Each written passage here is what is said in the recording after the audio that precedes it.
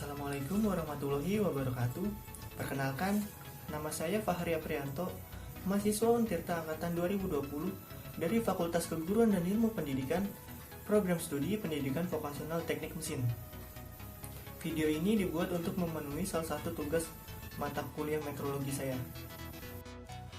Di video kali ini saya akan menjelaskan sedikit tentang alat ukur jangka sorong. Apa itu jangka sorong? Fungsi alat ukur jangka sorong, bagian-bagian jangka sorong, dan cara penggunaan jangka sorong. Yuk disimak baik-baik videonya.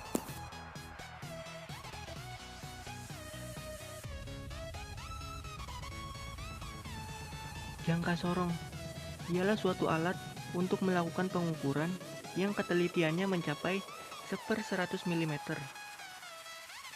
Tujuan penggunaan jangka sorong.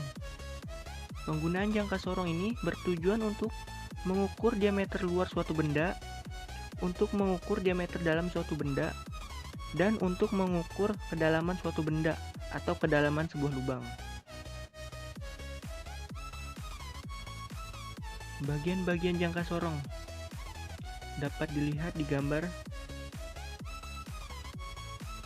Terdapat skrup pengunci. Bagian ini berfungsi agar hasil pengukuran tadi tidak berubah dan tetap akurat. Rahang luar berfungsi untuk mengukur diameter luar suatu benda. Rahang dalam berfungsi sebagai pengukur bagian diameter dalam.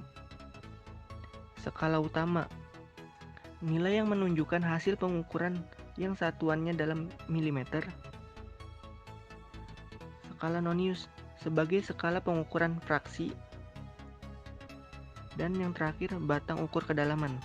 Bagian ini berada di ujung dari jangka sorong yang berfungsi untuk mengukur bagian kedalaman suatu benda atau kedalaman sebuah lubang.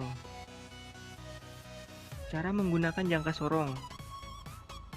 Pertama-tama, geser rahang luar jangka sorong sejauh benda yang ingin diukur. Setelah itu, pastikan kedua rahang tersebut menjepit benda atau objek yang ingin diukur. Jika sudah, langkah selanjutnya adalah kencangkan skrup pengunci agar hasil ukuran yang dilakukan tidak berubah. Langkah selanjutnya adalah membaca nilai yang menunjukkan dalam skala utama dan skala Nonius.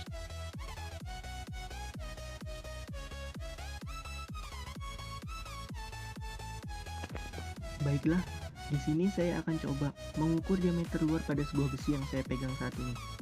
Pertama-tama, kendorkanlah skrup pengunci jangka sorong, lalu geser rahang jangka sorong sejauh benda yang ingin diukur, lalu rapatkan jangka sorong, kemudian kencangkan skrup pengunci agar hasil ukuran tadi tidak berubah-ubah.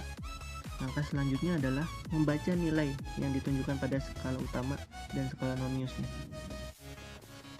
Dari hasil pengukuran diameter luar pada besi yang tadi kita ukur, didapat skala utamanya 43 mm dan skala Noniusnya 19 mm.